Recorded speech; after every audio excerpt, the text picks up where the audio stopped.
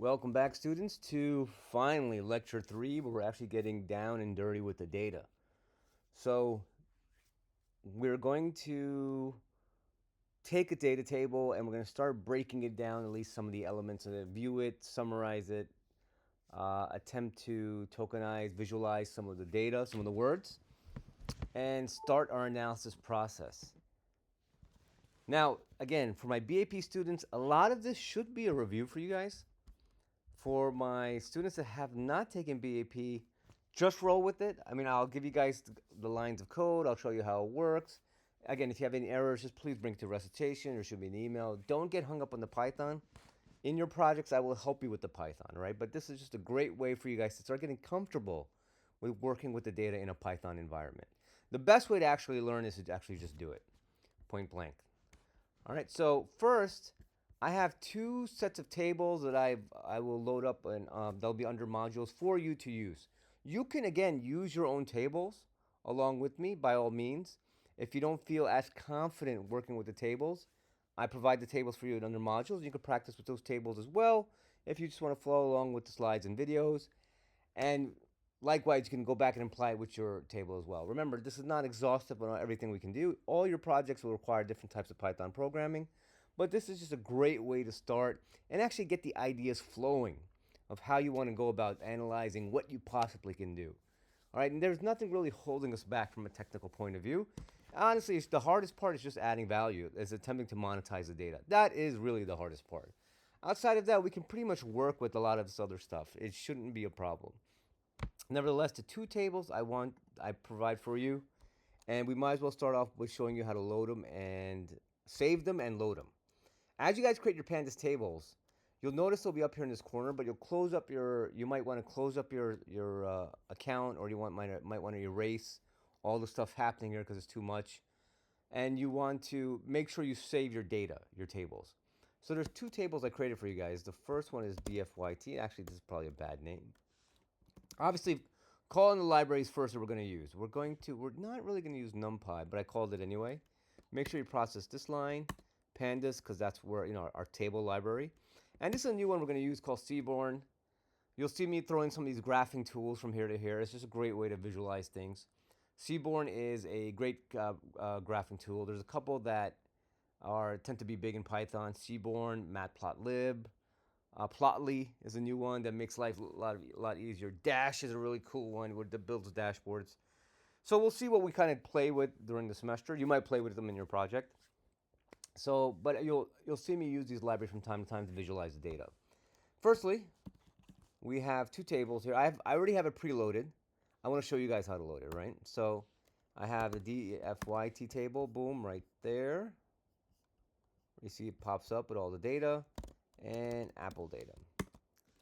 DF AAPL. Now, this is actually a bad name. The DFYT table is actually the YouTube videos that I got for Lucid. The Apple one is for the Lucid ticker. The Apple one is the videos I got from YouTube for the Apple ticker. All right.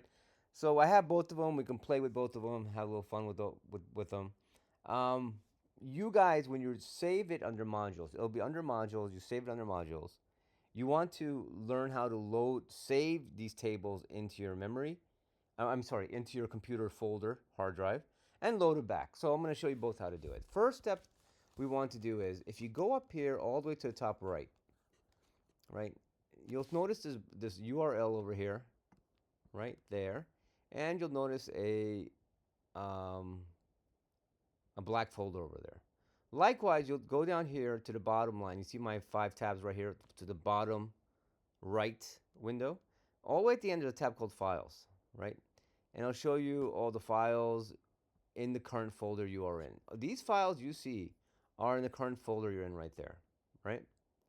So the question is, I want to firstly point this environment, my session, if you will, to my class folder. You guys should have a class folder. I have a class folder.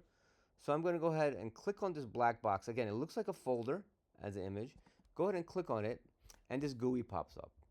From here, I'm going to go to my class folder, BML, and I have Python code, slides. I'm going to create a new folder just for data.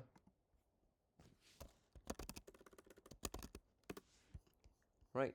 And here, I will click on now open. Now, you're not going to select a particular file. You select the folder where your files, data files will be in, or your tables will be in. So I'll click on this, just this right here, data. And you'll see up here now under my URL, it's kind of small to see, but for you, you'll see that you'll now have a class, a path, right? A path to your folder that you've created for the class where you want to store your data, right? And down here under files, you can see I have nothing there. So the first thing I want to do is I want to go ahead and save. I already have these tables in my environment, right? So any table in your environment, I want to save that table in my folder. And the command, it's real easy to use. It's called pickle. All right, it's called, actually the two commands we want to use is called basically to pickle and read from pickle. To underscore pickle and read pickle.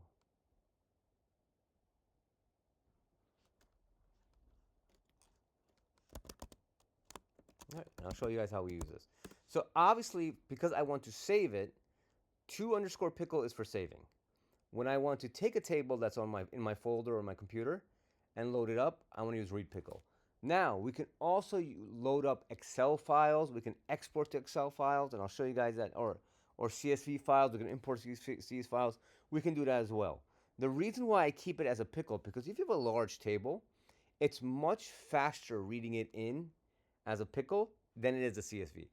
Obviously, some of you guys need to like play with Excel, so you want to export things as CSV files, and I'll show you guys that in a second as well. But if you don't have to, keep it in pandas data frames using the pickle object, the pickle functions. It's just much faster.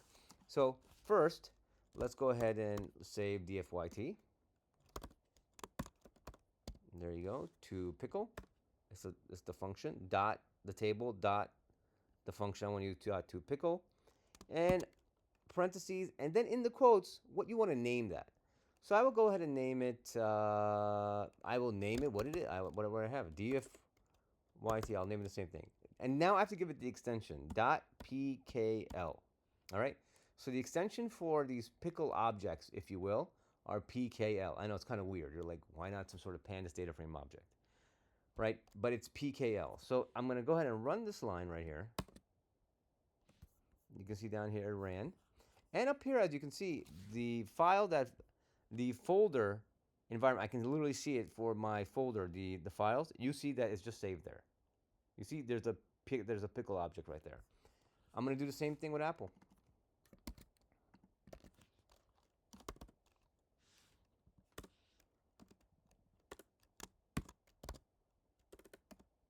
In quotes.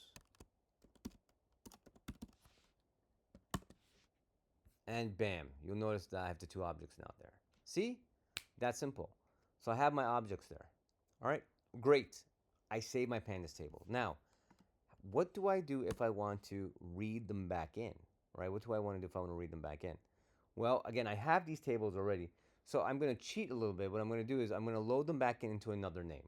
So I have the Apple file, right? So let me, or I have this YouTube file. Technically, the name should be Lucid. So I will do that right now. So I will go ahead and copy in the dfyt table, but I will copy it in as the Lucid file.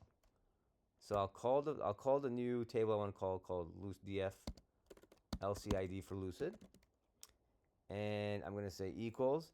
And here now I'm going to use the little pandas library PD that we saved up there from up there, and I will call the function read pickle.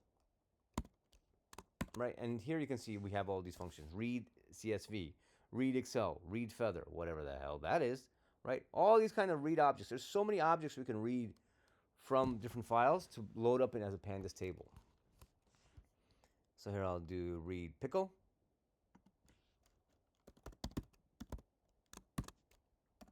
And I simply now in the quotes put the name that I saved it in. I saved it as in dfytpkl. So I will go ahead and grab dfyt.pkl. Bam. All right. Now my df lucid table. If I go here, type in df, boom. all this table information right there, right? So this is how we save pandas tables and we import pandas tables back in. And this is how you can load in the pandas tables that I created for you guys under modules to use in this video along with me. But you feel free to load in your own videos as well, use your own data as well. That's perfectly fine if you want to play with it. And as I was showing you guys before, if I want to go ahead and save this as a CSV file, so let's save Apple as the Apple table as a CSV file. I will simply just use the command to underscore CSV. And I will save this as apple.csv.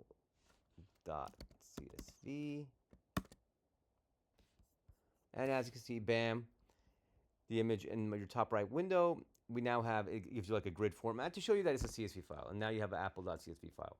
And you guys now are free to open that up in a Google spreadsheet. You guys are free to open up in Excel, what have you, whatever you want, right? Whatever you guys, however you guys are working, whatever you guys are working with.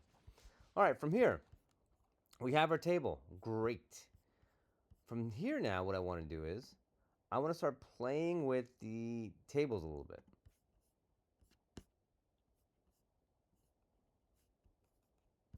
The first thing I want to show you guys is, we have this table, we have a massive table.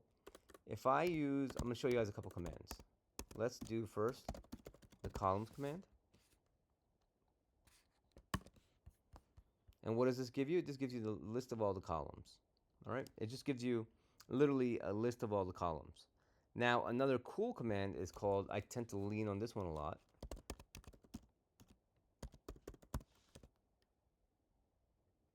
We call this D types.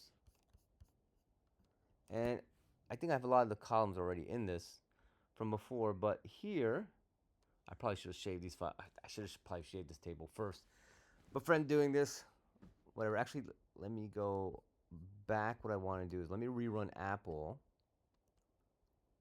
Let me go ahead and rerun Apple first. I'm going to recreate Apple here, guys. Give me a second, because I want the table to be fresh. Don't worry about this code. I can post this code to you also for you guys. If you guys want to see how I created the Apple table, that's fine. But you don't have to worry about it unless, of course, you want to use YouTube.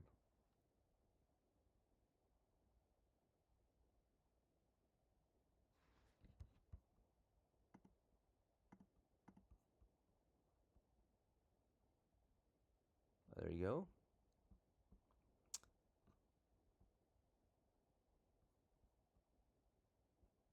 Can't assign. I'm getting a slight error. Let's see what we have here. Am I not online? Oh, I just wiped away my Apple table. No problem. I saved it. You know what? I'll just remove those columns. It's just easier that way. So let's come here.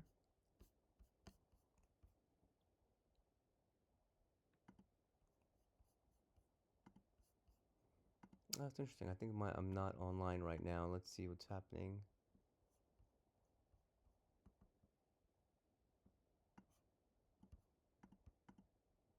Oh, here we go. I think I did this. Give me 1 second. Let me load this up.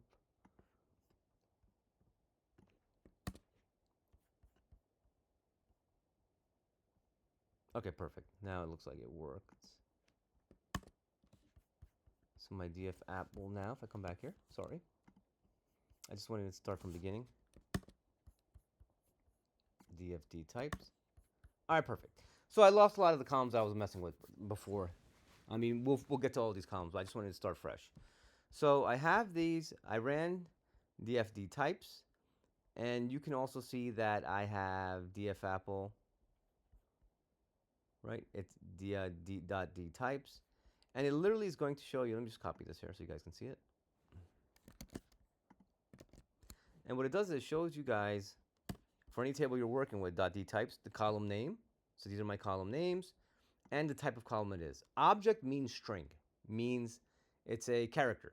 So words, all that stuff, it's basically just a jumble of words, names, sentences, phrases, whatever, letters. That's all an object. You'll notice everything here is an object, right? Everything here is pretty much an object. We have no column with numbers in it, that's just the way the YouTube API works. Maybe I could go out and find other. I'm sure there's other sub functions I could use within YouTube API to get some sort of data. Like for example, one thing I'd really like to mess around with is the comment section. That would be pretty cool. I didn't do it for this table, but maybe later on we can explore that. Where I would get maybe the likes, the number of likes. That would be really cool if we had access to that. Maybe the number of comments. I don't know if they'll give us access to the comments because that's a whole other treasure trove of data we could play with. But again, you'll see a lot of these channels that talk about stocks, a lot of them, like, I don't know, I want to call them fake, or some people are maybe trying to do some sort of scam or what, or some sort of advertising, something along those lines. So maybe the comments there might not be that many comments. But if there is a video out there that does have a lot of comments, and there's comments of substance, and that video might be of substance too, and that channel might be too. So that's something we might want to look into. Either way, right now, no numbers. All right, cool, no problem. Let's move on. I'm going to remember this is not code, so I will comment out this code. I just have it here so it's easy for you to see. For Macs, if you want to quickly comment out lines of stuff on Spider, just do Command 1. For my PCs, it's Control 1. All right, and there you go. I just commented it all out, no problem. I don't know why Spider keeps freaking out and putting X over here. This is all code that works perfectly fine. I don't know what's wrong with my Spider. All right, maybe I should save this. Let me save this file. BAML, Python code. And I'll call this lecture 3. All right, boom. So this is a function dtyped I use a lot. It's very cool. Another cool one is info.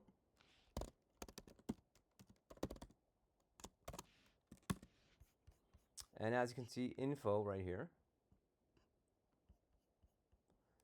It's like data types as well. It's like data types as well. But what it does, it also talks about the null, and we'll talk about that in a second, right? So that's a cool function as well. And there's another one called describe.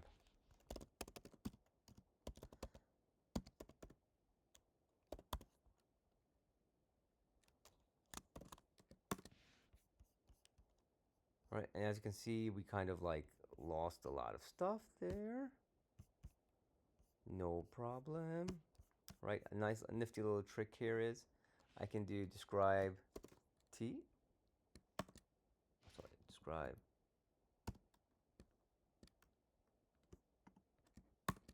There you go. And what .t does is, if you haven't figured it out, it transposes everything. Right, but again, we're still missing a lot of information. The one downside of Spider is they're very, very aggressive with the real estate space. Right, so there's a lot of cool things here. It's not really showing me. Right, but what we could do is we could actually save it to something else. Like here, I'll save it to. I'll just save this to XXX if you want. Right, and if I come here to my window XXX, find XXX.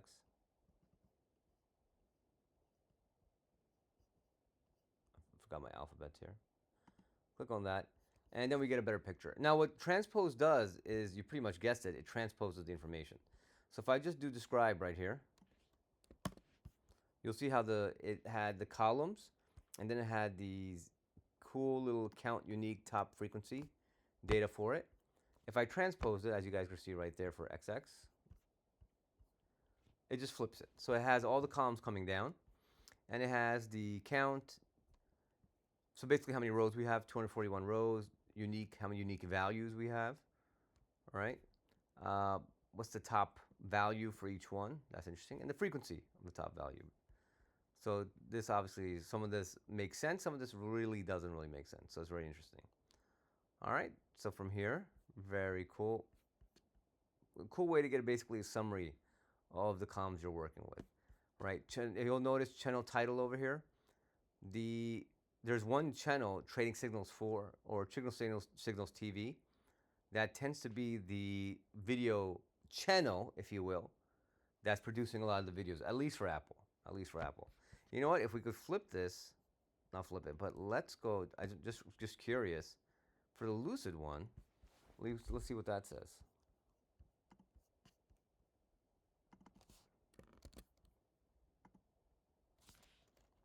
I'll call this YYY.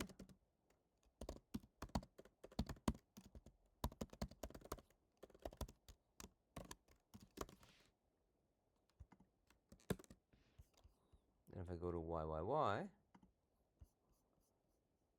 huh, right, for YYY, if we come here, what do we see? We see the channel title that produces most is Stock Markets Updates Daily, right? Stock Market Update Daily. So right off the bat, I'm like, why is it one particular channel dedicated towards? You see that how one particular channel is dedicated to one ticker, another particular channel is dedicated to another ticker. One of the things I hypothesize is a lot of these YouTube videos, are they there just to pretty much pump up the stock, like see if they can try to manipulate the market, or are they trying to sell something, right? Maybe one or the other. It's something cool to investigate. But here we can clearly see that there's two different, there's not one channel that's talking about those stocks. But again, it could be because they're different industries, right? So we can actually go to see if, hey, if Rivian, does that channel also look at Rivian, other electric vehicles? Same thing with the one that was looking at Apple, right? So these are a couple of things that drives ideas and thoughts, if you will. And this is, by the way, this is the basic, the ground floor of data analysis. Driving good questions, curiosity, wondering why is this, why is that, hypothesize it, right? This is where it pretty much all starts with. All right, another cool function is finally describe. Oh, I showed you guys describe. All right, cool. So these are our basic functions. There's a lot of other ones. Another cool nifty thing to do is just take a row of data. So if I come here to Apple, now for my BAP students, you guys remember there's two different predominant methodology or functions available to us to view the data.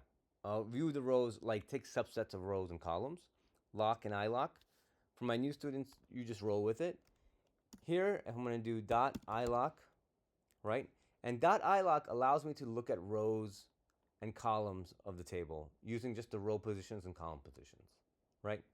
That's it. So if I say ilock 0 over here, this is pretty much going to give me the first row of the Apple table. And we just simply take the first row of the Apple table, if I could show you guys here. The results come back at you like a series, a concept, a object called a series. Now, what's a series? A series is basically another data container that the columns of pandas tables are what we call series, right?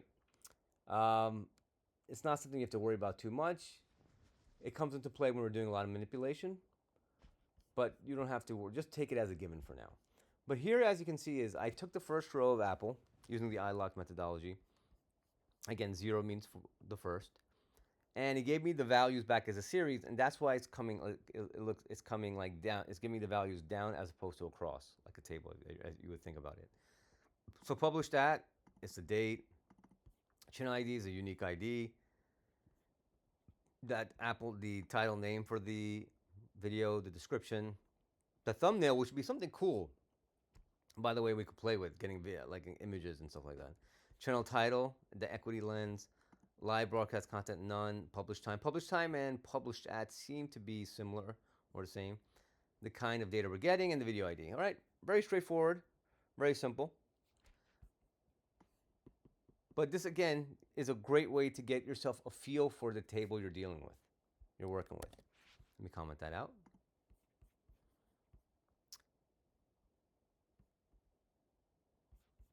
Now, let's play with the table a little bit. Description. What right now out of this table, we don't have much information to go with, right? But we do have, ideally, honestly, that's something else we could talk about, is getting the content from the video. There might be a way to do this. I'm not 100% sure. I've been kind of researching this, but that is essentially, this is what we call metadata right now, right? This is metadata, data about the video. But the video itself, right? The video itself, remember, it's the whole point of like a big part of data science is transferring complex data into data we can analyze. Getting the words from the video into text for us to analyze would be another big step. For now, let's deal with the description right here. Here we have a description, all right, of the videos. We're going to play with that, the description column.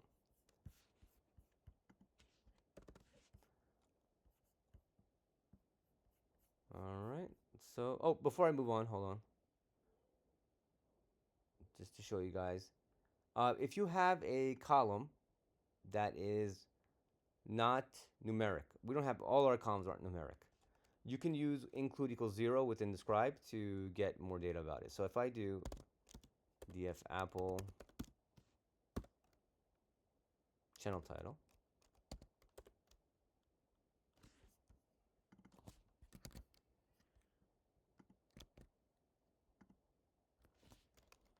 dot describe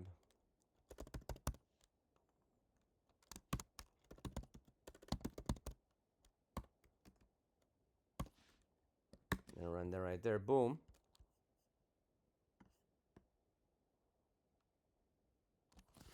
That is another way to analyze categorical data. Now look, we didn't have any numerical data, so by default it did it for us. But if you have numerical and categorical, then it's a cool little trick.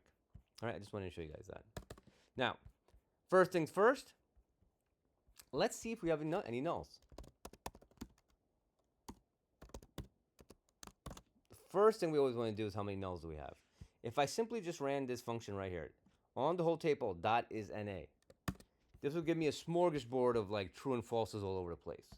All right. If I add another method to this, dot sum, I get a nice little summary of what's going on here. And in this case, our YouTube data was perfect in the sense that we had no nulls. Obviously, that's not going to be the case for a lot of our data sets. It's not going to be a lot of the case for you guys. But here, very simply, we can see we don't have any nulls. Now, if we have nulls, we technically would have to deal with it, right? A cool little function. Now, we don't have an example here, but I'm going to make a really quick fake example. I will create a data table on the fly. So let me create a fake table. I'm going to create and I'll do this manually so you guys can see an example. So here I'll have A equals the words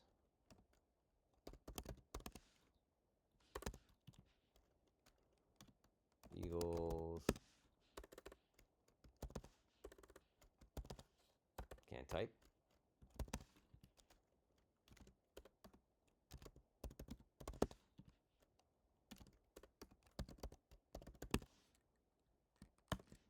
All right, now I'll create another.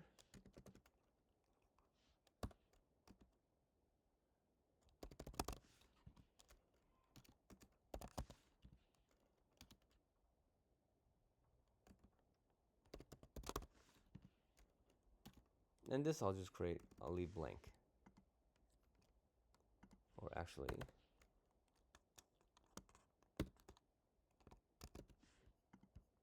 for null. Oh, it won't let me do it. All right.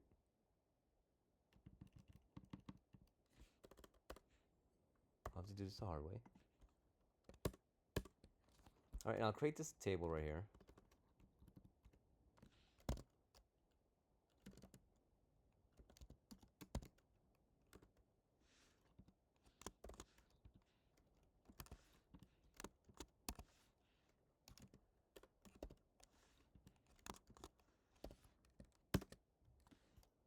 All right, and there you go. Actually, I think it's a none.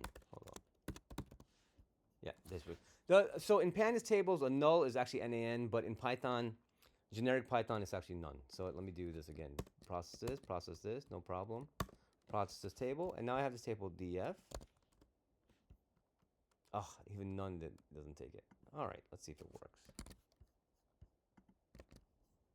It should be nan, but let's see if it works. Now, if I run df dot is na dot sum on this. Yes, okay. It did work. Great. Typically, though, a null is nan in pandas. All right, so here, as you can see, the column A was 0 for no nulls. B, we do have one null. Now, how do we deal with this? How do we deal with this problem? Very, very easy. All right, there's a cool little trick. I'll choose the column I want to fill, which is B. And I want to fill all the NAs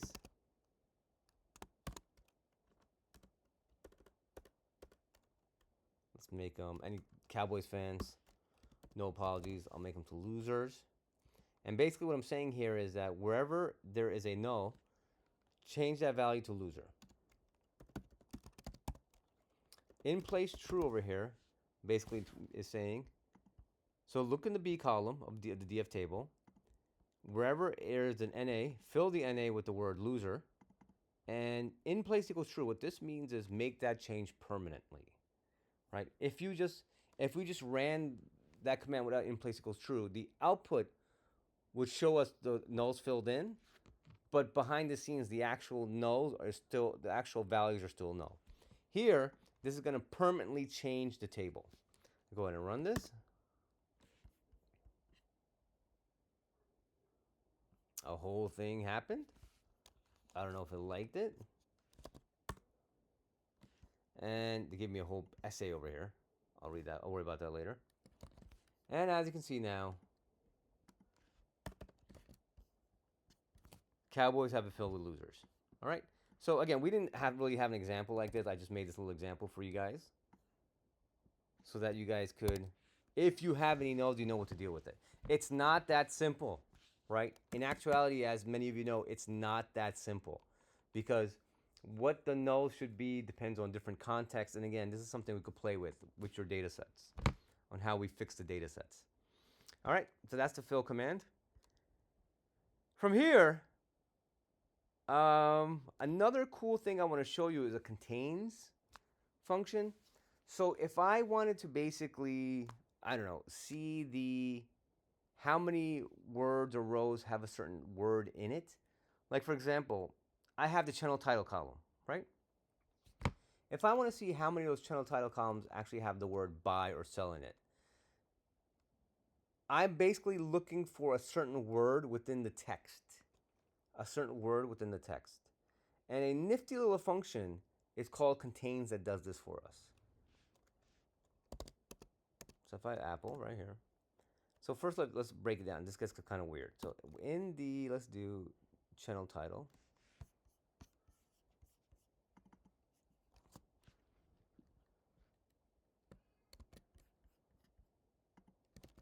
Right, I got channel title right there. This is going to give me all my channel titles right here. All right, very nice, very nice.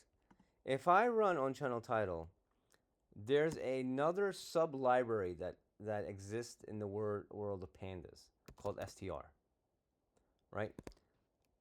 Str is basically saying, okay, hey, you want to, on this column of channel title, you want to run some special function within the str package. That special function is contains. And here what I'm doing is I'm basically saying, hey, you know what?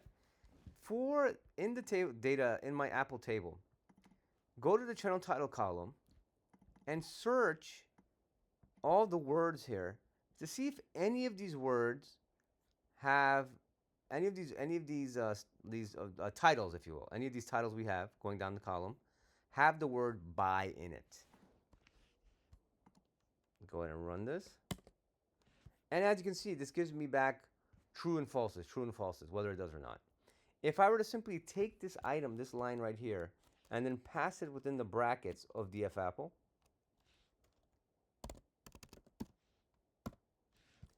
and I just take this line right here and put it within the DFL, back in the DFL brackets, right? Back in the DFL brackets. Now what this will do is, this will basically run and tell me if there's give me all the rows where in the title it says the word buy. Now there's no buy in here apparently. All right, that's cool. Let me see if I had, is there a cell here? Sorry. No cell either. Oh god, now I'm just fire. Hold on, let me see what.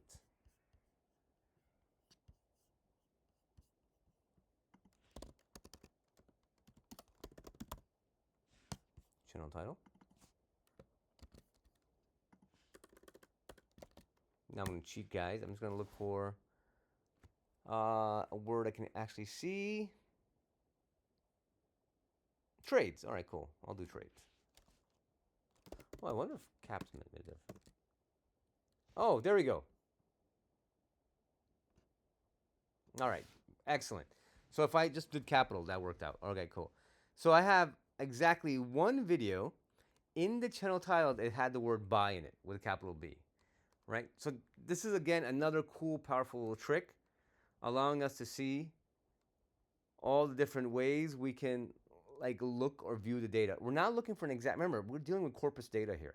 We might want to look for word or phrases within it. How do we do that? This contains function, people. This contains function. All right.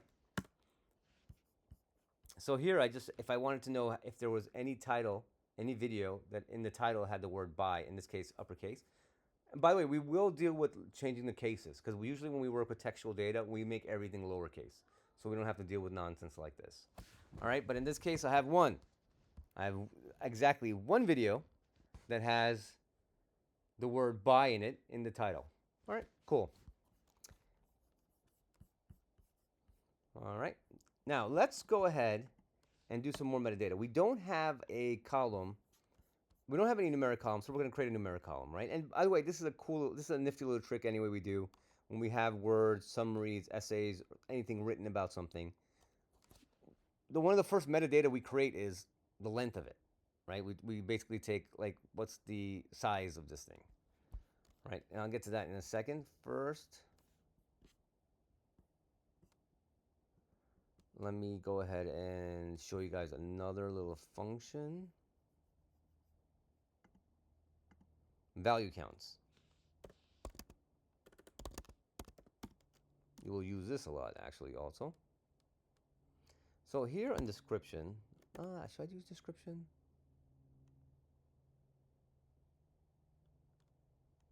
Yeah, I mean, I guess we could just go ahead and do it for description. It won't really work out too well.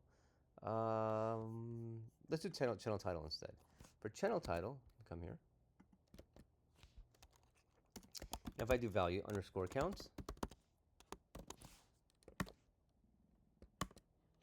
right? What this does is a cool little way to see all my unique channel titles that make up my video and how many of them show up. Like before, we saw that channel titles. This particular video, Trading Signals TV, had the most videos. The second most is Trader TV Live at 23. The third most is Schwab Network at 16, and so on, so on, and so forth. Let's go ahead and check this out for Lucid. See if there's any similarities.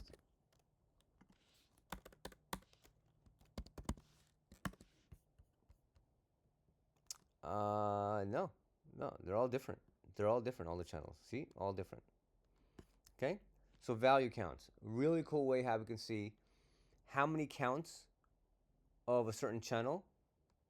And within our video, of course, we want to see which channel basically produced the most videos, second most, third most. It ranks it all for us. It ranks it all for us. Right, now let's create a new column. Let's create a new column. I'm going to call this column text number, if you will.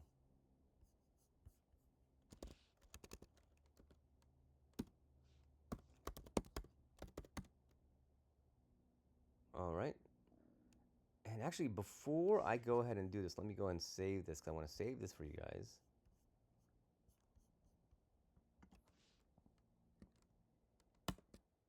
Because I'm going to start messing around with the table. So I want to give you guys the original table to play with so you guys can make these changes yourself. All right. Now here, what I'm going to do is I'm going to create a new column now. And this is how simple it is. You simply, within the brackets to the left of the equals, just put the name of the column you want to create. I'm going to create this column called textnum. And on the right side, it'll be basically whatever I want it to be. If I put the value simply 5 in here, then a new column would be created called textnum with the value 5 in it. If I type in the Apple, hold on.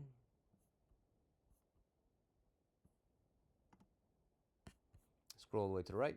You see I created this new column called textnum and it all has 5 in it. See that? Very easy. Cool. Of course, what I want to do is I want to measure the length of the description. So I want to choose from the Apple table. I want to choose the description column. I want to call on that column the str sublibrary again. Remember, str sublibrary. And now instead of the contains function, I will call the len function, Very easy. All right, I go ahead and run this. And now I have, if I click on df Apple again, as you can see, now I actually have proper text numbers over here. Now you'll notice here we didn't have any nulls, but the descriptions, I do have some missing descriptions, right? Because the text, it's not null, but there's no text, which this is why it came out perfect. Because it just has an empty space. So it doesn't count as null, it just says no description. And that's why you see zeros over here. So this is why it's a nifty little thing to do, to get an idea for the data itself, but also just point out where we have empty data, right? It's not null, but it's empty. So now I have the text number. All right, and now we can play with this a little bit. You can come here, use D types again, and you can see I have my new column text number, and it's an integer. Yes, ready to rock.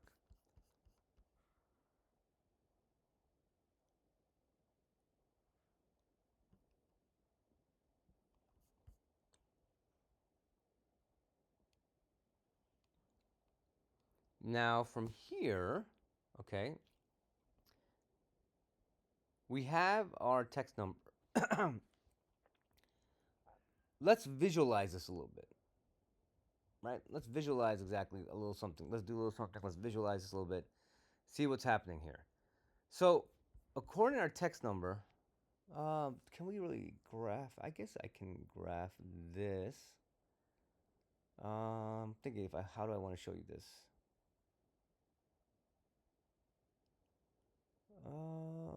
You know what? I have text num, so let's go ahead and visualize text num a little bit. Now you come. Let's show you in a bar graph first. I think that's the best way to do it.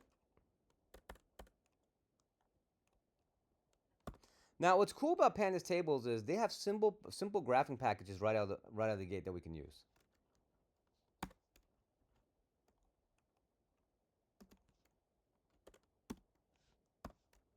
So I select the text num column,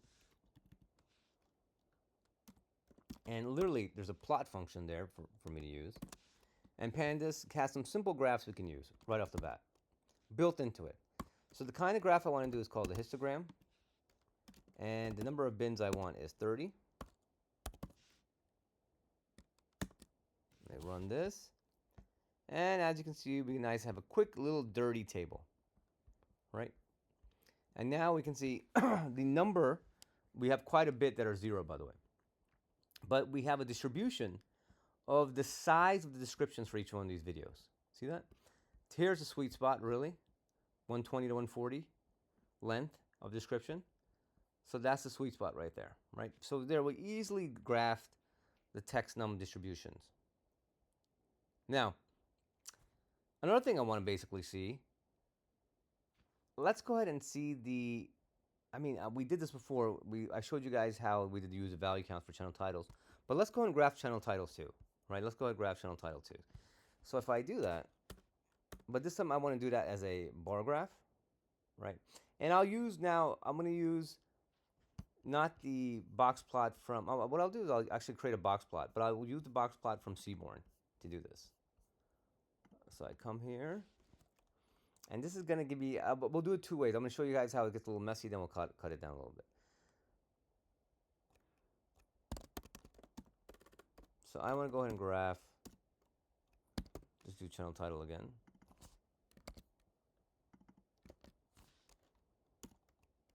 Let's do value counts.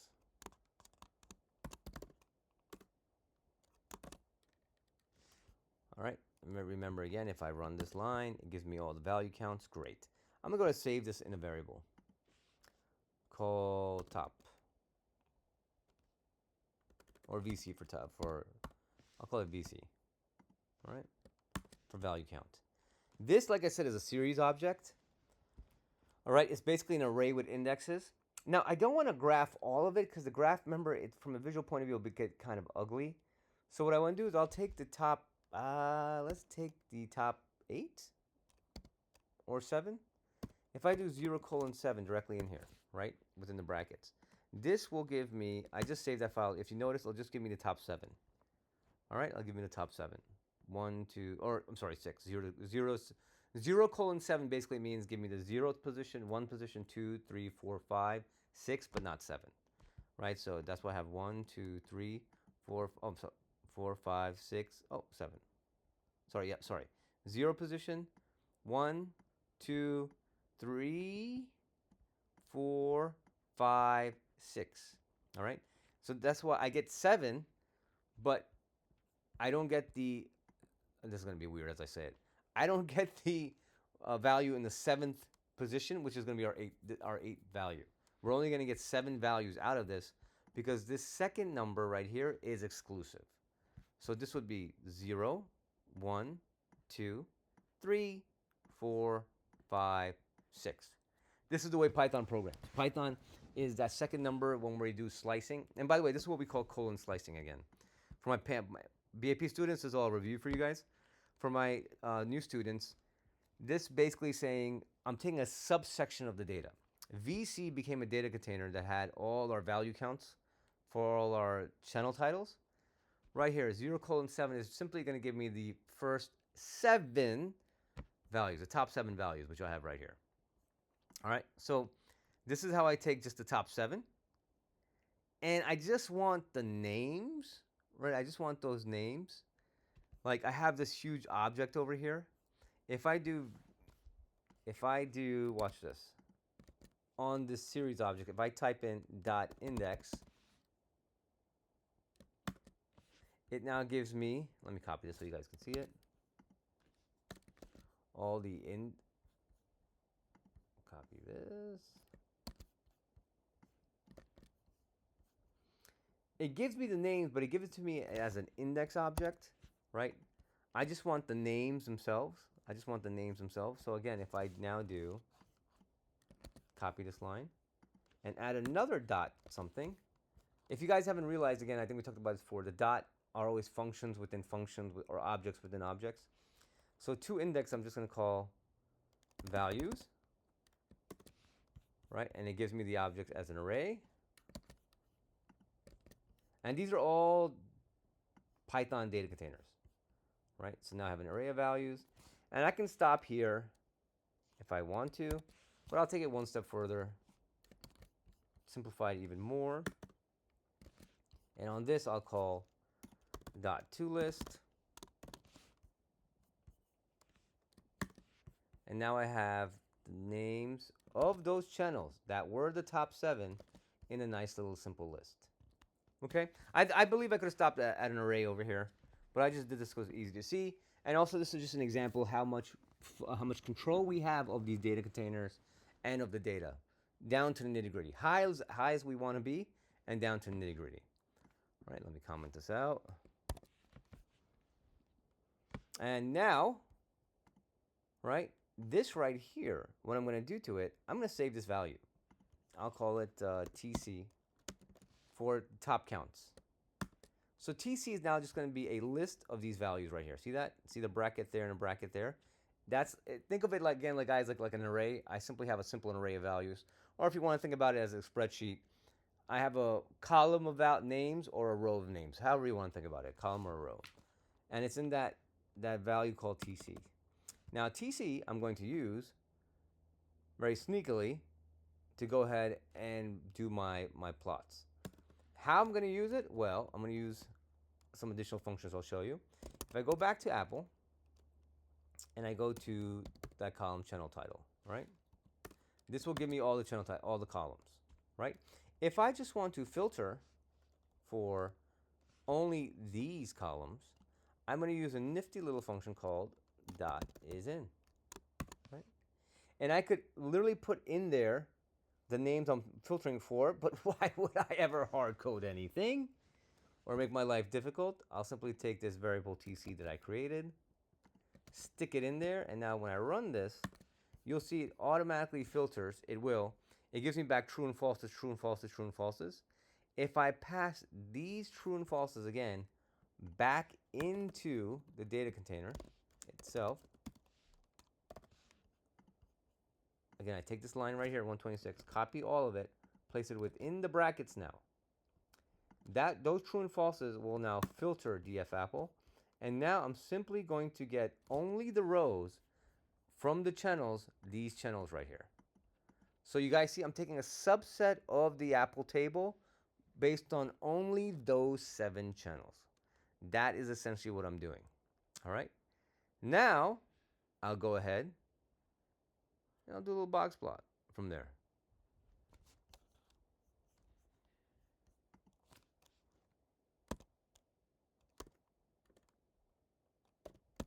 SNS, remember as I called it up here, I called it as a variable SNS, so for seaborn. I'm going to call the box plot function. Now the data I'm using will obviously be my Apple data, filtered. I'm not taking all of the Apple data. I'm literally filtering it just for those 7 titles. Place it right there. Box plot doesn't care. It simply just wants to know which rows of data you're giving it. And on the x-axis, I'm going to put my channel title.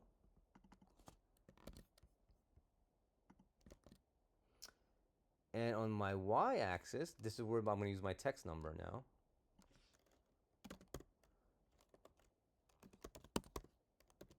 Put the text number. The text number, again, remember, what the text number is the length of the description for each video. All right, so let's go ahead and graph this. Give myself a little bit of space here. Cool, and we get this quick and dirty box plot of the 7 biggest channels, right? Now, this is kind of hard to read because the names are kind of long. So what I want to do is a little trick here is I want to rotate the bottom labels. So to do this, let me save this as a graph object. Again, this is just a variable name, so I just chose G equals whatever it is. And to this G, I want to alter it.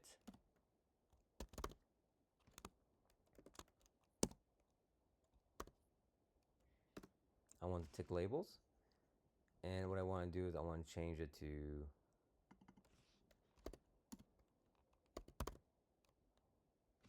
get me the labels.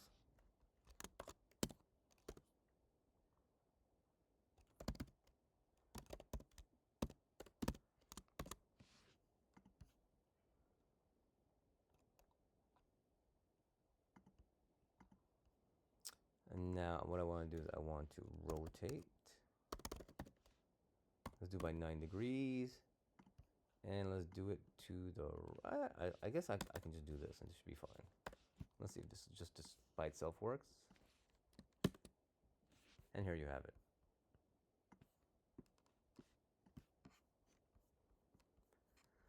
All right. So apply stop loss for some string, and see it's much easier to read this now. All right. So we have some outliers here. Trader TV Live has some outliers. They all tend to be between 120, 140. You'll notice here an outlier here is Andy stop loss for some reason. Not much descriptions there, Andy. Not much of a wordy guy, are you? Right? So here we visualize for each of the 7 top channels, the length of their descriptions. The length of their descriptions, right? So again, this is visual analytics in play here. Right? And it looks like this, my code.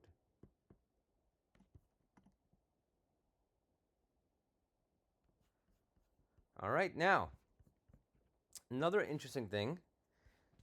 Let's go back to our data types.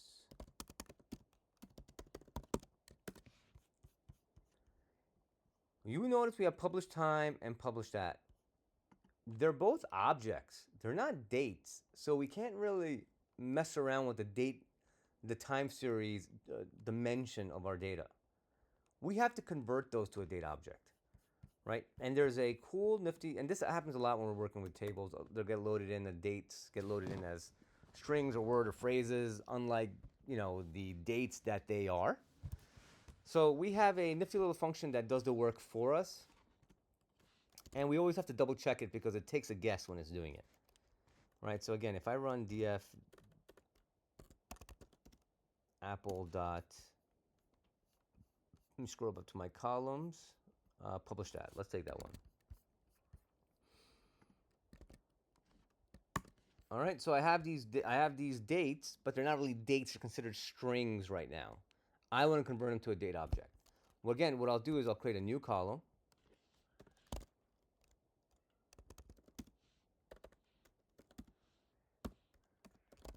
and I'll call this column period. You can call it anything you want. I'm just calling it period.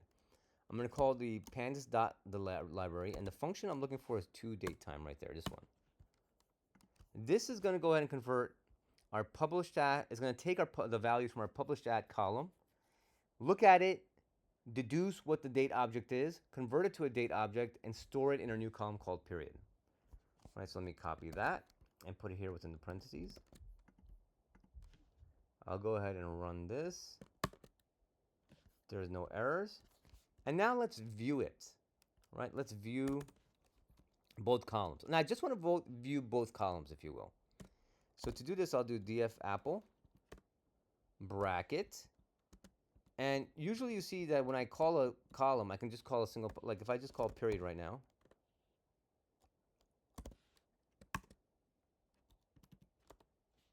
if I just call this right here, it'll give me the period column, no problem.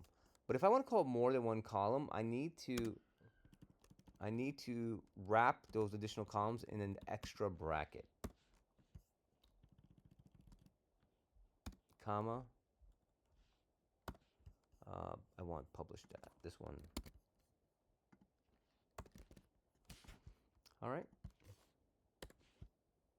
And you guys see me switching between two different styles of syntax. Actually, let me just leave the space in there so it's easier for you guys to see the extra bracket. You see sometimes that I call the column by doing bracket, the name, and quotes. And sometimes you guys see me using the column with the dot column name. They're both fine if you call a single column. You can do either or, not a problem. It's just that when you're creating a new column, you can't really use the dot. You can't use this dot syntax. When you're creating a column, you have to use the bracket quotes syntax. Right? But for an existing column, you can definitely do that, no problem. But here, when I want to select two columns to view, right? I have the original table, the brackets, and then within it, I have two other brackets, and I need to specify in quotes the name of the columns I want to view. I go ahead and run this, and now I get a lot of values back. Let me clean this up a little bit. Let me just simply take the first 20 rows. The head function does exactly what you think it's doing. It's simply taking the first 20 values. All right, and now we can see here, let me copy and paste this for you guys.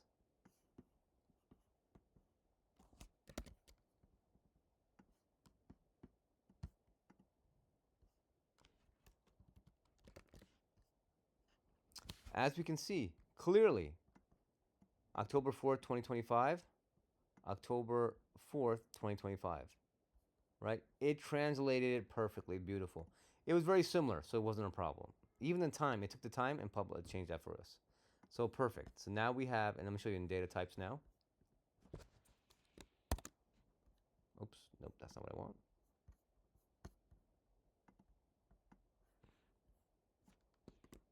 Boom, comment this out. And now if you look at my data types again, apple.dtypes,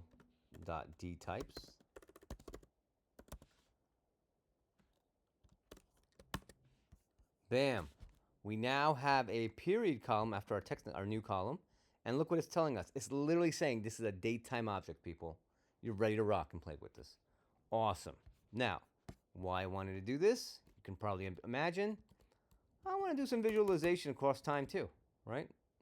So I want to see, this, by the way, doesn't really make sense for our data set. But again, I'm just trying to establish tools for you guys to use and give you guys some ideas. Let's say let's break out when these videos were posted by year. Let's do it by year. All right, let's break it out by year. So I'll create another column, and I can do this now because I have a date object to work with. I'm going to create another column called year. And the values I'll use from the period column. And again, I'm going to now use another sublibrary called DT.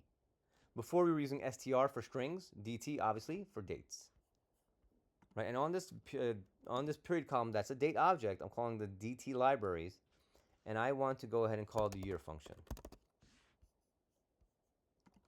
Run this, And now again, if I do D types here, there you'll see I have a year, and it's showing up as an integer.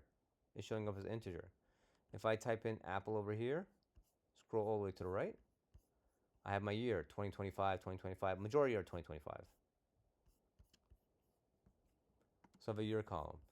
I did this so that I can now visualize the length of my descriptions over time. And again, it doesn't really make sense to do this, but why not? Let's have a little fun with it. Now, what I want to do is for Apple, I'm going to go ahead and group by, or combine, if you will, all the videos by their years. By their years.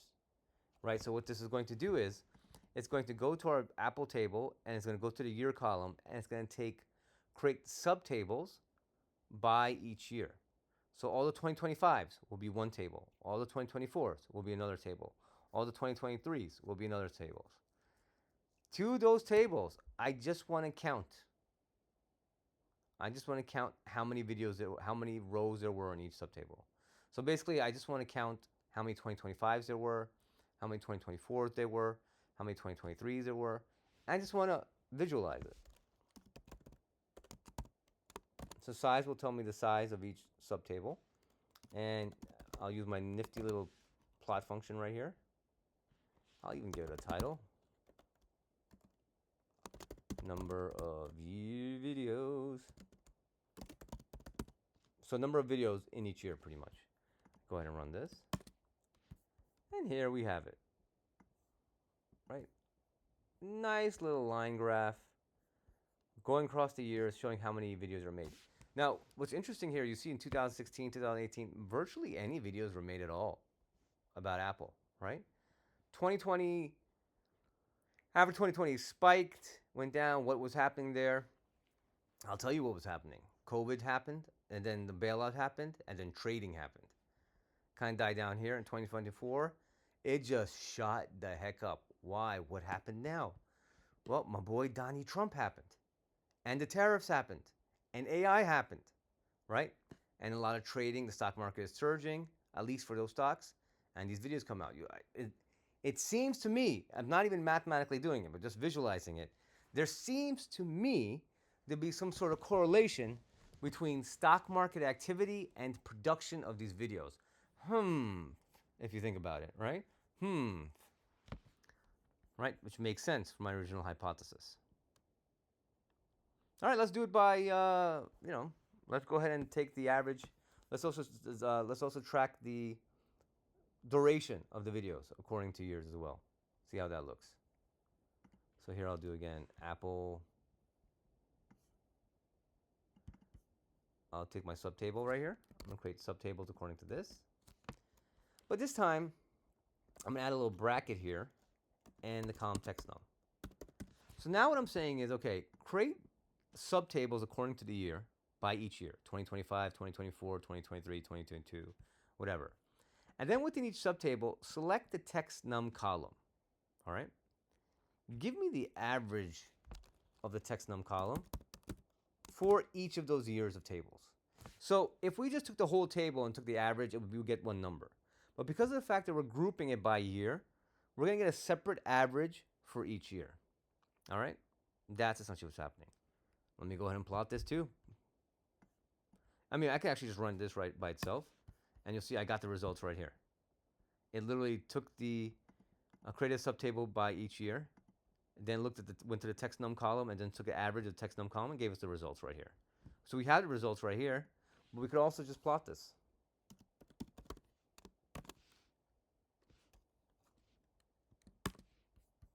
And here's my quick and dirty little visualization. All right, so 2016, even though there weren't many videos, the average got smaller, then it got bigger. 2020, after 2020, it dropped. 2024, it went back up. That makes no sense, right? But then again, I don't think, if we zoom out a little bit, if this kind of makes any sense, right? I would want to look, again, the number of comments. That would make more sense to me. All right, but anyway, we could also take on the subtables, we can also plot out different statistics on that data. And that's essentially what I'm showing you guys there. All right, now let's start getting down and dirty. Here now, we need to work on the first concept of whenever you do any kind of machine learning on textual data, guys, tokenizing the data. Tokenizing the data. The concept of tokenization is basically you're taking the sentence, paragraph, essay, whatever, breaking it into words. You're breaking it into words. Now, we're going to basically we'll work on the description column because that's I think that's the most meat we have from this table anyway. And there's several different ways we can tokenize. I'm going to show you a very simple way, then I'll show you a slightly more advanced way. Right? How we tokenize, again, depends on the analysis we are doing and what makes sense to us. All this is contextual. We have general rules, yes, but the type of analysis, the data we're working with, the analysis we want to generate, right, the insight we want to generate, that all plays a role in how we define how we tokenize. Here again, I'm going to show you two generic ways, two cool ways to do it. A simple way to do it, I'll create a new column here, call it token, and I'm going to take the description from Apple.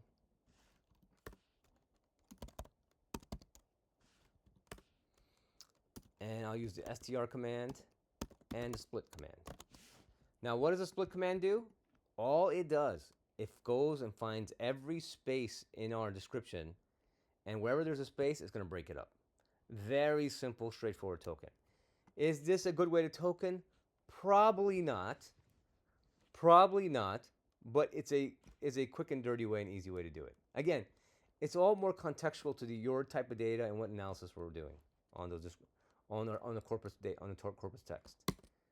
Go ahead and run this, and now you see I have a token column all the way here. And what is it? It actually ends up being, delete if I can show you this.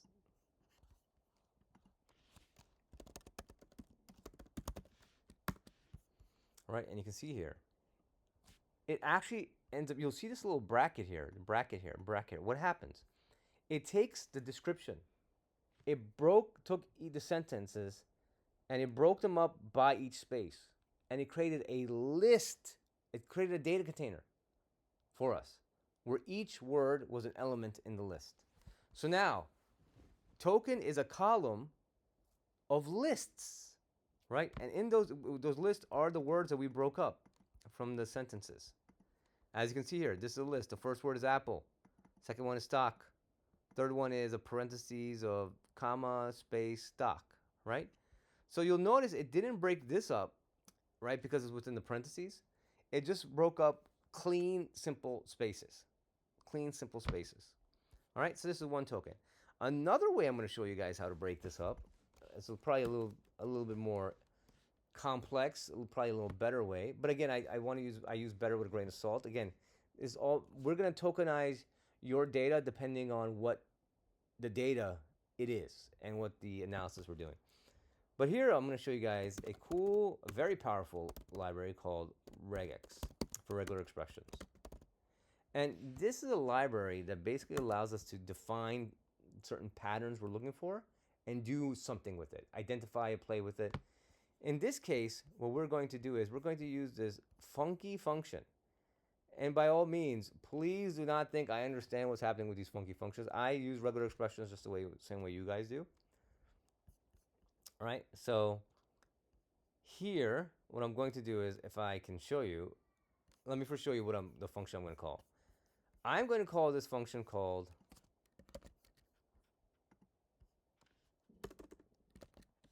find all. All right, this is the function I'm using. The pattern I'm using is this bad boy. And you might be like, what the hell is that? And you'd be correct in being confused out of your mind what the hell that is, right? This whole thing is basically looking for certain words, letters, and attempting to break them up, as well as it's looking for certain, I would say, exotic words and not exclamation points, but apostrophes and other punctuation, right? Don't worry about what this pattern is. We have to construct our pattern anytime we want. We can use this, but this thing is defining a certain pattern, right? A list of patterns we're looking for, and it's going to break it up, right? So let's go ahead and use this. Again, please do not get old. I couldn't even tell you what this does. I have to usually use Google and other maps and stuff like that to basically break down what a lot of this stuff is happening, right? But again, my point is, if you have a certain pattern you need or set of patterns, we can construct it, and we can use like this find all function. We can construct a pattern. We'll use ChatGPT, whatever, man, it doesn't matter. Stick it in there in the find all, and then we can run your data set along with it. So I'm going to show you how. I'm going to show you how we use this function.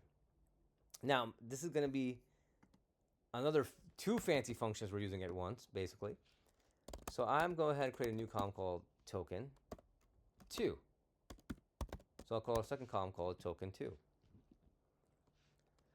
All right, and token 2 now,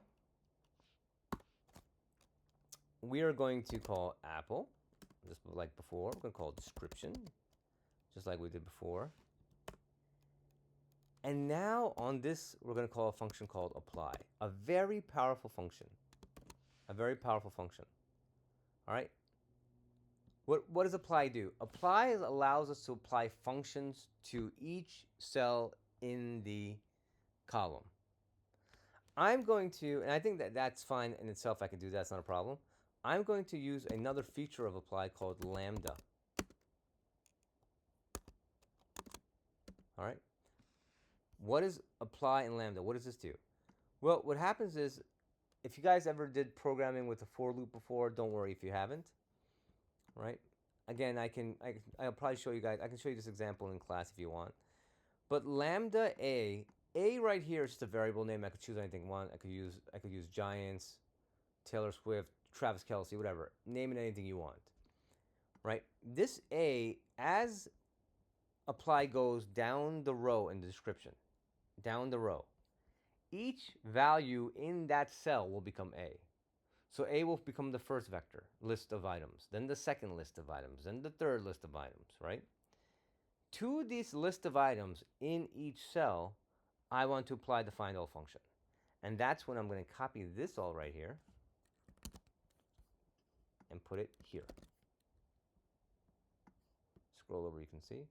You know what, let me change, I'm sorry, it's usually easier for you guys if I, there you have it. Much easier for you guys to see. All right. So here, what I'm doing now is I'm calling the apply function. I want to create a iterator that will take on each value in the description column. And to that each list in the item, I want to run this function find all. What this find all is going to do is it's going to go through every word. It's going to go through the description, right? It's going to look for these patterns within the description and break it up.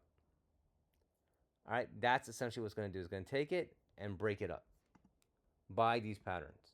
So up here, we simply just, wherever we found the space, we broke it up, the word. We broke up the sentence and created a list of items.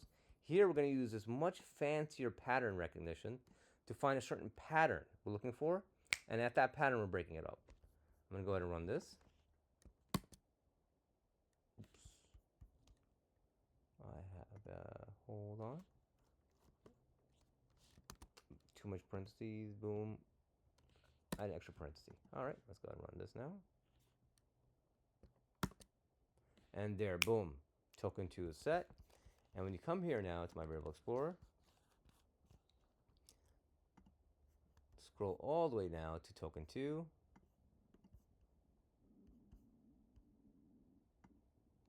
Look at that. Now, notice the difference here. I said it was more powerful, didn't I? I said it was better, didn't I? Again, better depending on what analysis we're doing. Here we had Apple stock, parenthesis, Apple stock, parenthesis, right? Here, Apple stock, Apple, comma stock. It broke out those parentheses. You see that? You see that? That's what I'm talking about. Here, Apple stock, Apple stock prediction. Scroll down here some more. Here, see here we have the HTTPS. In our initial one, we have our HTTPS:/beacon. We have our URL there. Here, the URL, it's gone. It has the HTTPS, the colon, slash, that's gone. Beacons is gone. AI is gone. All the other slashes are gone. Now look, we might want that. Or we might not want that. Again, that's what I'm saying. The analysis drives it. But the point is, we can find any pattern we want to tokenize. Take a paragraph of words and break it up in paragraph and break it up into words based on any set of rules, right? We have that control. And this library allows us to have that control. All right, from here, I have my I have my two lists now, right? So let's come here, let me show you guys. DF Apple. Boom, see, list of items. Oops.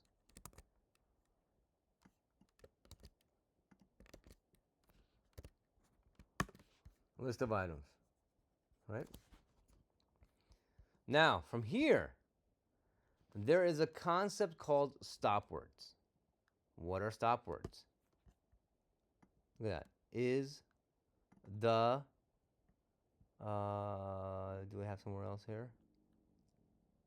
This is, we want to analyze the words now. In text analytics, analyzing the words is a huge deal, right? I mean, we start with the frequency, seeing what words are commonly show up, what words are unique, are rare. All this matters. In all this, do we want to have see the word "the" come up over and over and over again? No, that is a stop word. In the world of text analytics, stop words are those words like "the," "a," "at," "that" really provide. I mean, I don't want to say they don't provide any context, but in terms of frequency analysis, they're not giving us anything, right? They're not a unique word, they're not a specific word. We tend to want to remove them. Now, as I say, we want to remove them. This is something that is very tricky because, again, the type of data you have, there might be a few stop words that you do not want to move or that they aren't stop words in your world, okay? There are many different, usually the way we use stop words is there's generic lists we use, or and then we customize up top of that list. So there's a very powerful library here called NLTK. You guys might have heard of it. Play with it in other classes. It's obviously because we have anacondas preloaded. This is a beast of a library that I'm going to import. If you run this line right here, now for me it ran really fast because I have it preloaded. For some of you, you ran this line and you see it's still running. It's still running, right? It might take, for some of you, it might take 2 minutes for it to import. It's that much of a beast, right? So if it's still running for you, you can pause at this moment, right? Don't freak out. It's a beast, right? My machine is top-notch MacBook, right? All the bells and whistles, super juice, the whole nine. It takes about 15, 20 seconds on this thing, right? I can't imagine what's happening on your laptops right now. But once you import it, you got it, right? And you're going to use this to basically download a generic set of stop words that are already ready for us to use. And I'll show you guys the stop words as you generate. So once we import it and that works, and you guys are ready to move on, you're going to do now another import from nltk.corpus import stop words. All right, that's not that bad. And now we're going to actually download the file. And we will download it directly here from our code using NLTK. Literally just put here stop words.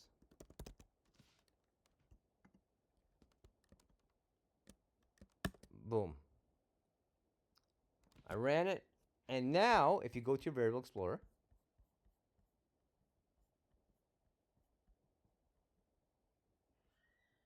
we have stop words, right? if I come here, the console, and just type in stop words.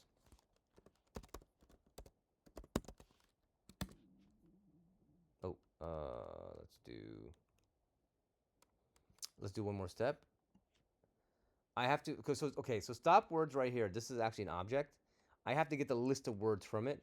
So let me go get my list of words from it. So let's go ahead and call this, we can call it stop words. This is actually bad to do, but it's fine. So I will say stop words equals stop words dot words, and within the quote parentheses, I want, that's right, give me the English stop words. All right, give me the English stop words. I wonder if we could do it for other languages too. We'll play with that in a second. Now, this, I want to come back. This will give me like a list of words, but I know I'm going to do something. I'm going to do some math a little later on I'm going to do some fancy calculations with this stop words. So I'm going to create this as a set. Set is a type of data container in the world of programming that allows you to match up data from one data container to another, right? Basically, I'm using stop words to filter other lists of words. It's just much faster to do it using sets.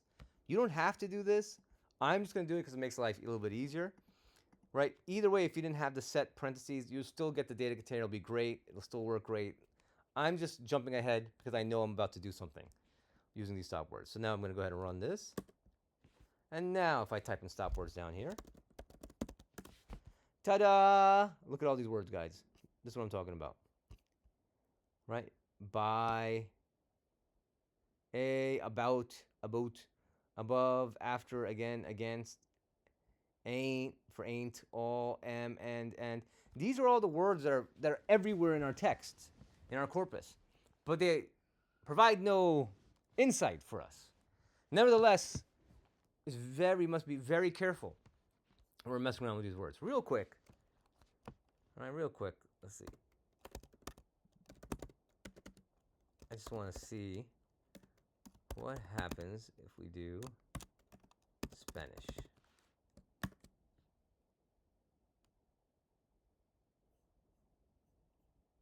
Stop words. Oh yeah, that's right. Okay, yeah. This is guys, because we overwrote this like we're not supposed to do like boneheads. The actual object we had kind of got overwritten, so maybe you guys can play with it later. So that's not going to work because now this is a vector of words. It's not the library we downloaded before. That's why. All right, it's fine. Whatever. Okay, now a couple of things I want to show you. We have to customize our stop words depending on our project. It's just the case. So if we want to add words to stop words, I'm going to make up a word we want to add. Let's say we want to add, for whatever reason,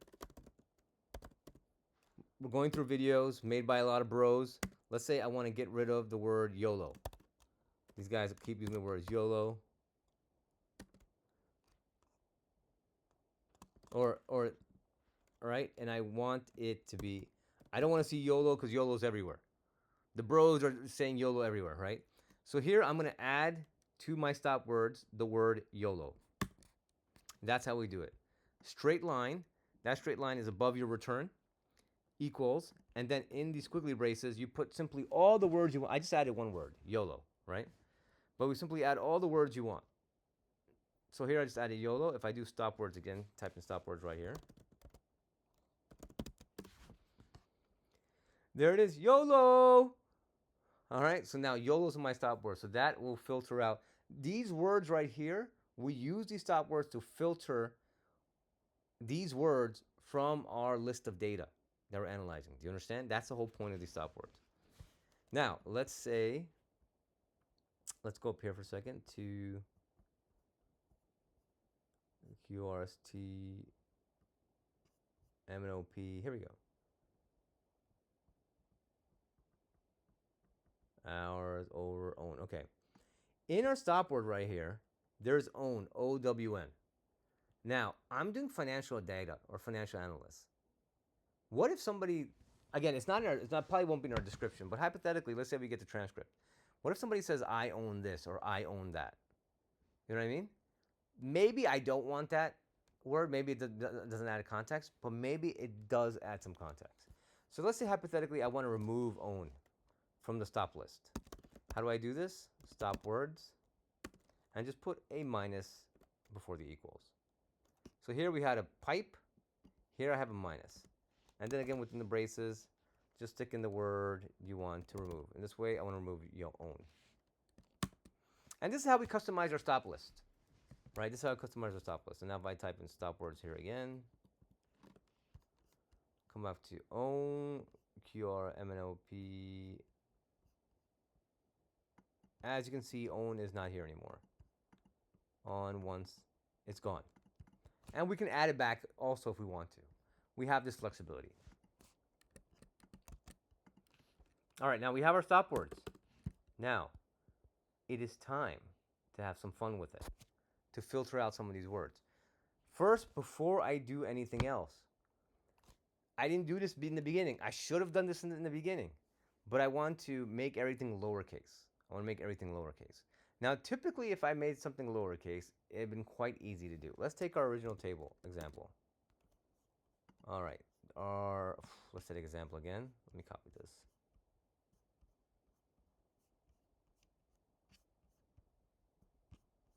Here we go. Let's take this table again. This time, let me make everything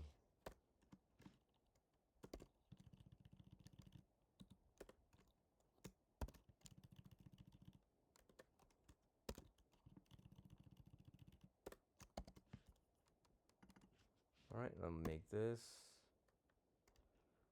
bad. I'll go ahead, I'll create this table again right here, guys. So I have this table right here.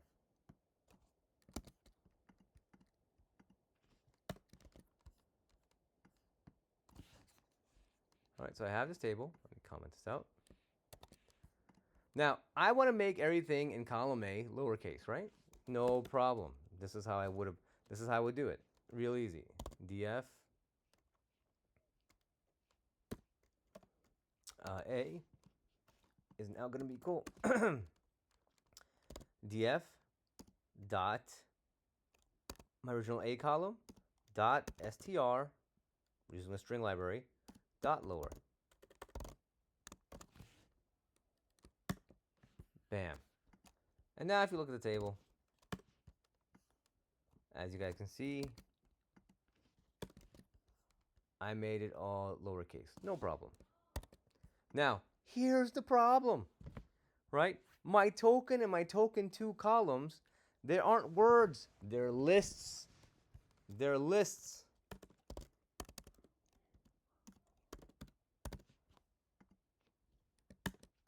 See? They're lists of words. That function's not going to work anymore. We have to get a little more complex. And again, some of you guys are thinking, well, Professor, why don't we just originally lower the description and then do everything you're saying? Yes, you're absolutely right. That's what we should do. I'm just showing you guys some extra tricks. So yes, you're absolutely right. That's what we should have done. And that's what we will do going forward. But I'll just show you guys this trick because this gives me an opportunity to show you guys this trick. All right. So here, what I'm going to do now, I'm going to lower everything, but I'm going to do the apply lambda trick again. All right, I'm going to do the apply lambda trick again. So here, and this is exactly what I want to do because I showed you apply lambda. You guys are like, what? I will overwrite token.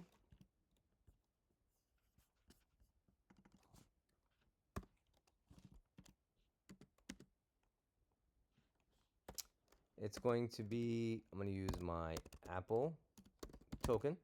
All right. Apply function, back in play. Lambda. Last time I think I used A.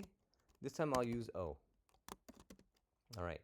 Now, after the colon, I'm going to play brackets over here. I'm going to run a for loop, this mini for loop within those brackets.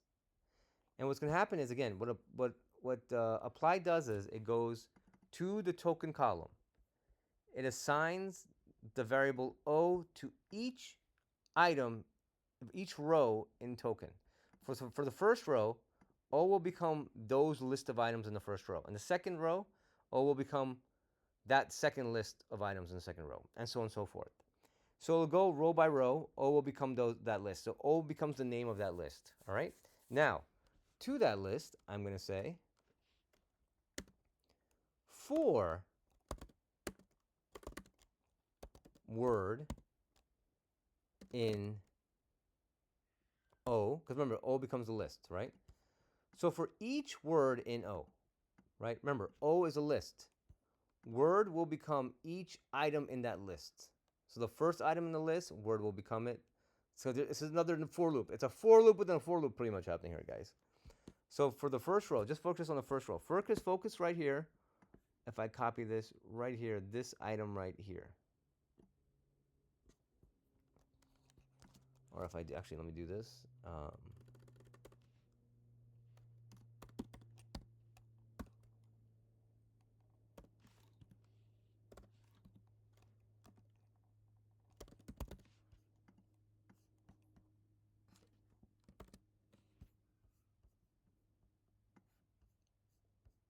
For visual purposes, let me go grab this for you guys.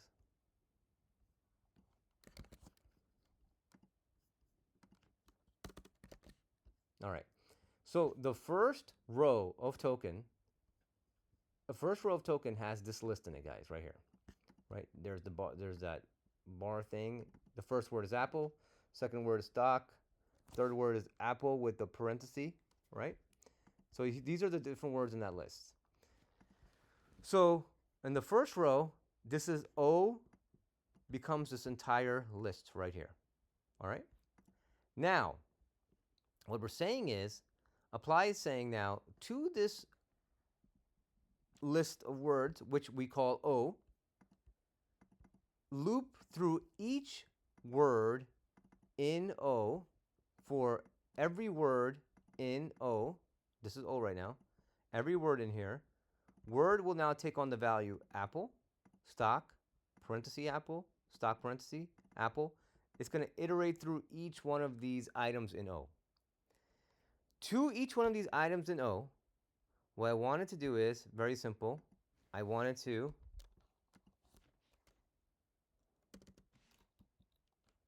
output the word in lowercase. That's it. That's what's going to happen. And that output's going to go back into this token column. We can create a whole new column.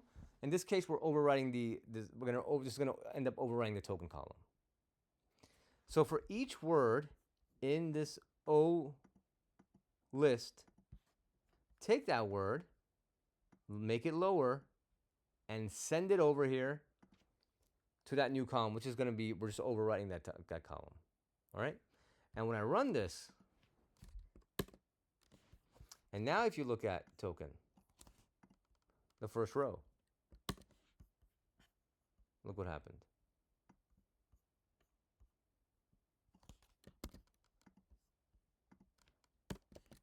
Same words.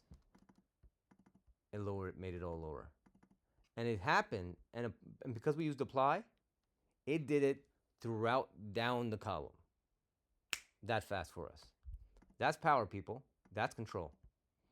All right, so that's how we did it to token. And I'm going to go ahead and do this to token 2 as well. Same thing, just copy it. And I will do it to token 2 as well.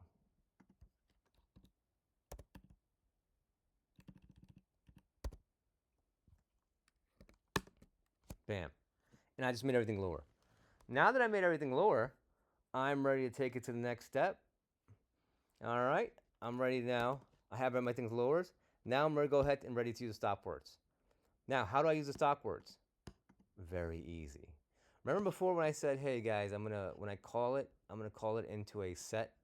I'm gonna turn it into a set object, right? It's a type of data container. Sets are so easy to use when we're trying to like take differences of different data containers, right? So here now, I'm gonna use my apply lambda again. This time I'll use, what did I use before? I used O, I used A, I'll use I. Classic, I'll use a classic I. I'm gonna create a new column now. And now what I'm gonna do is I'm gonna go to each list in token, my token column and token 2 column. I'm gonna go through each list, look for any words that are in the stop words and take them out. That's what I'm going to do now. I'm filtering each one of these lists. So here, see I have these lists. I have this list right here. This is my first list. I'm going to search each one of these words to make sure that none of these words are in my list, my set of stop words. If they are, I'm taking them out. So I'm filtering all out. All right, so here we go. I'll call this new column. Now, I'll actually call it something different. I'll call it token underscore R for removed.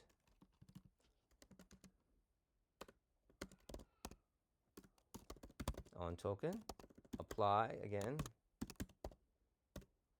I'll call the variable something different. And again, I'm calling these variables different just to hit home the point that these are variable names. It could be anything you want.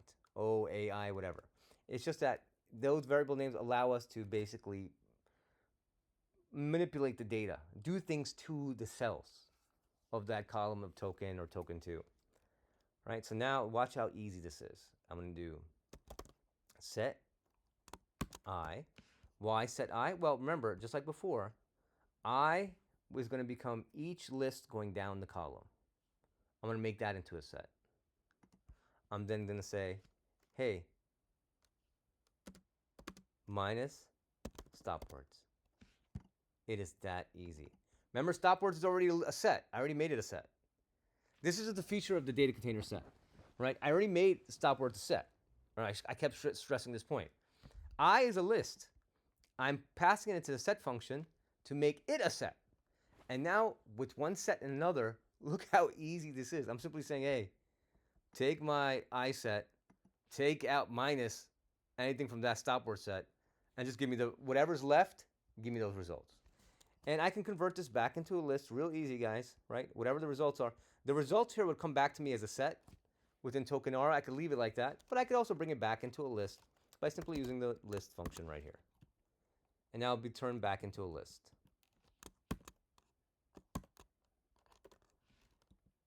So easy, so straightforward. That's essentially what's happening. So I go ahead and do this, run this line, and I'll do the same thing for my token 2. I'll call this token R2. Right here, token 2, token R2, run this, and there we have it. Now, if you can compare token, let's compare it, right? Let's see if we got a little something. So if I run df apple, and again let's do token first, token, and token R, and let's grab the first, I don't know, 20.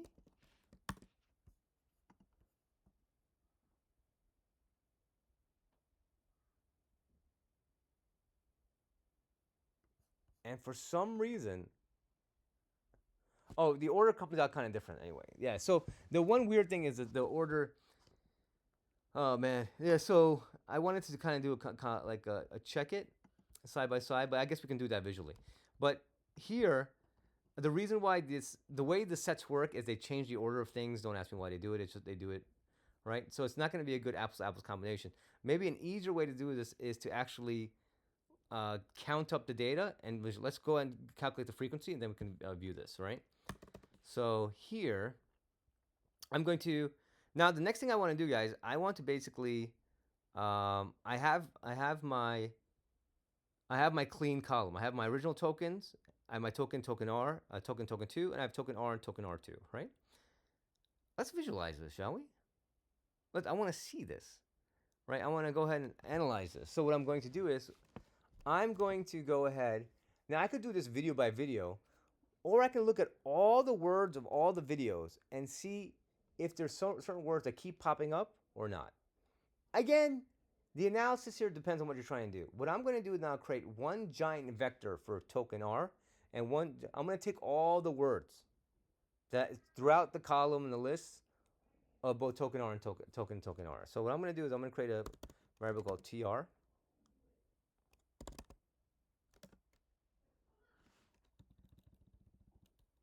I'll call this TRO for original.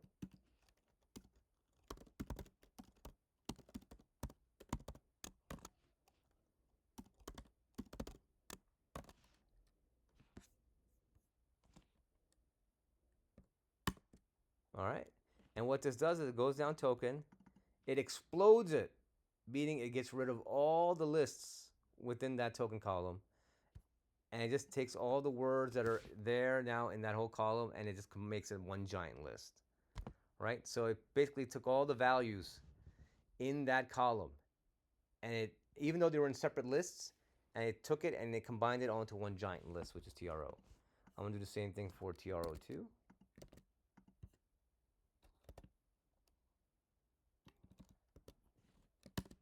I'm gonna do the same thing for my other two columns I created. But I'll call this TRON for new.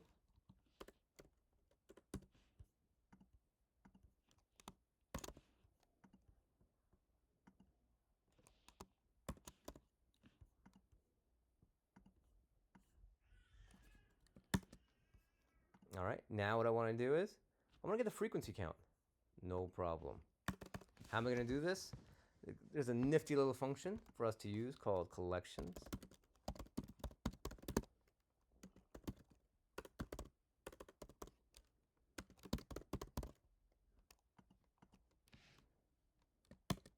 All right, and collections will go ahead and do from collections we got this function called counter. Really cool. It's going to go ahead and do the count for us.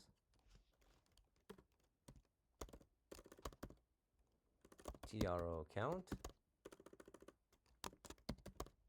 equals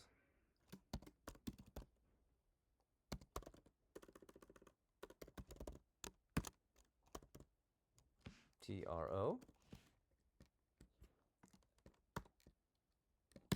And let's do the one for TO2. Let's view it, shall we?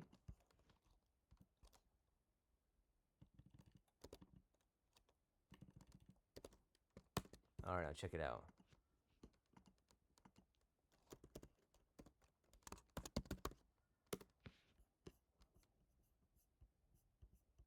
Oh God, it's massive.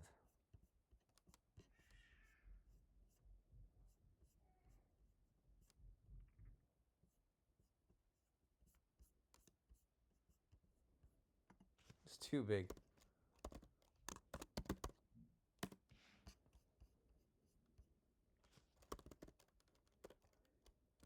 Let's do CN2. Maybe it's easier to see. It's just massive, guys.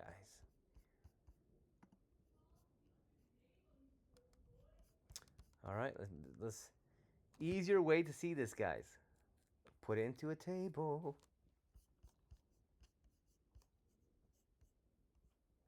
Oh, let me do my new ones as well.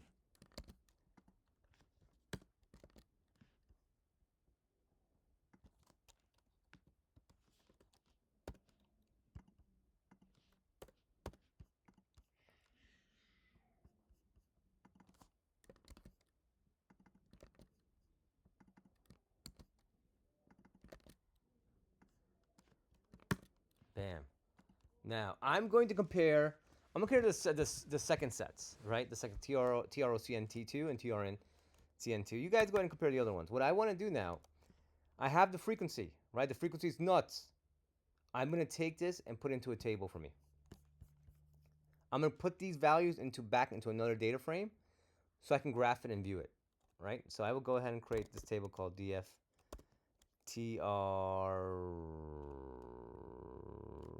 I'll call it DFTRO2.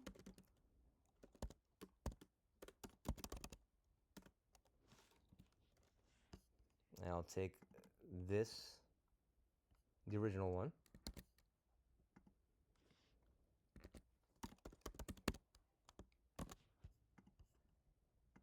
The items will pretty much give you guys, you know, the word and the frequency. And I'm telling it now, name the columns will be, in this case, word and frequency.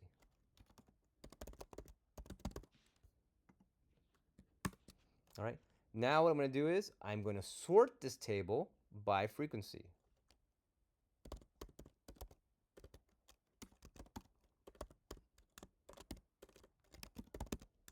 When you sort a table, guys, the first, you have to give it a column name. So here I'm going to do frequency. I want it to sort by frequency. I want it to be in descending order. by default, it's always ascending order. So if I want it to be in descending order, I have to say false, right? And then I want it to be permanently changed. So that's why I'm going to say in place equals true. You go ahead and run this. Now, finally,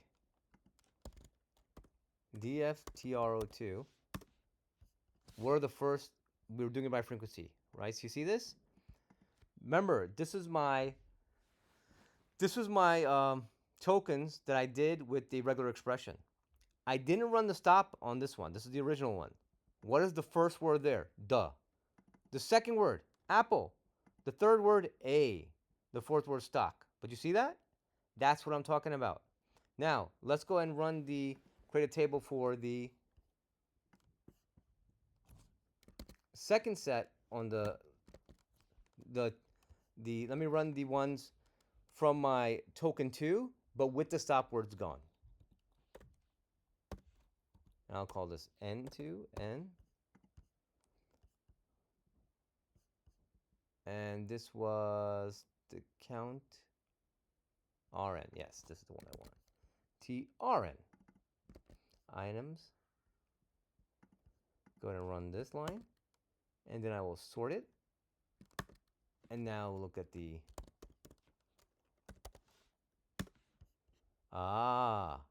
what you don't see. The is gone. A is gone.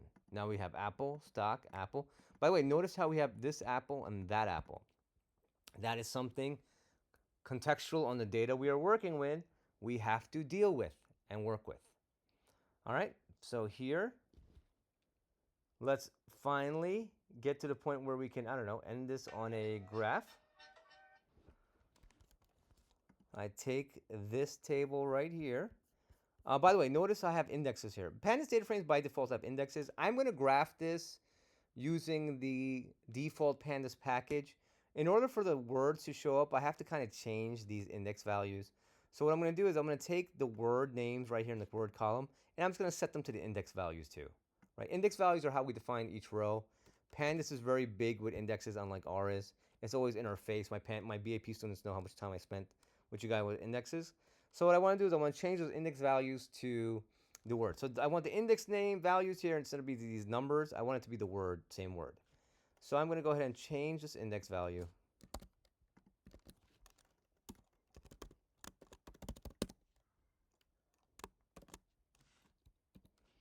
And this will be the word column. And again, in place equals true. Make it permanent. I run this. And now if you run the DFTRN2, this is what I'm talking about. You run this table again. Bam. It took our word column. And in this case, I mean, we could have just kept our word column and changed the index values. In this case, when you use a set index, it literally took it and shoved it into our index 1. And we can move it back out again. Don't worry, we could always move it back in using reset index, right? But it took that value, bam, and made it the first column. And now this allows me to use the default package for graphing. And I'm not going to do all of it because it'll be too big. I'll just simply do the first 20. So I'll take the first 20 rows of the table. And I will plot it, dot plot. The kind of graph I want is a horizontal bar graph. Yes, Pandas has that. It gets fancy. And the only thing I want to do, if I could go ahead and just graph this right here, that's great. But what I want to do is, from a visual point of view, it's actually it's easier to see the top ones on top, like the higher ones on top. So I'm going to say invert the y-axis, not inert, invert. Now when I highlight these two and run it, boom. And now I can visually see that. Now I can visually see my words. This is being run on token 2 on all the videos. I could break it up, the videos themselves, and look what the unique words are saying. But ideally what I would want to do is I would want to see overall, the videos, what words are they using over and over again? Is there some sort of pattern? Obviously, Apple and stock and Apple come out again. What's interesting is today seems to be coming a lot. Is that's the fourth highest word, today. They use today a lot in the description. Trade, financial, HTTPS comes up a lot. It looks like these people are always linking to some other website, right? Educational, join, confidence, idea, blah, blah, blah, T1, T2. These are interesting. This is something I might want to look at. I have no idea what these. So here is a great example of doing frequency and finding words that are kind of unique. T1 and T2 is unique. They mean something. I think it's technical analysis, right? They mean something. So this is basically how we would do analysis.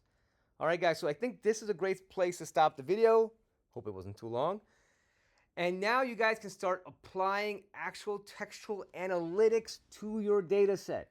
This is broad level, high level, generic vanilla applications we're doing. Our basic text analytics, tokenizing words, manipulating the words, cleaning the words, applying stop analysis, visualizing the words.